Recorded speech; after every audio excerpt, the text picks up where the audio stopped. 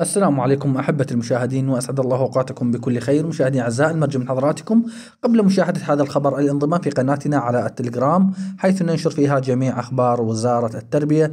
الرابط موجود بأول تعليق مثبت بالوصف أسفل هذا الفيديو، فيمكنكم الآن الانضمام بها. طبعا عندنا بعض الأخبار الهامة لهذا اليوم. الخبر الأول: محافظة كركوك تعطل الدوام الرسمي ليوم الأحد، ويوم الاثنين سيكون فقط للمكون المسيحي كما جاء في هذا الكتاب من محافظ كركوك وكالة.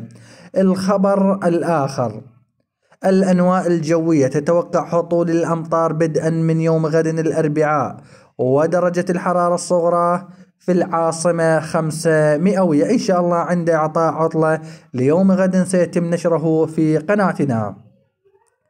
الخبر الآخر وهو مناشدة إلى وزارة التربية بتقليص أو حذف مادة الاجتماعيات للثالث المتوسط لشدة صعوبتها ومواضيعها المطولة، ولا سيما أنها منهج جديد وتحتوي على 3 مواد، وهي مادة التاريخ والجغرافيا والوطنية.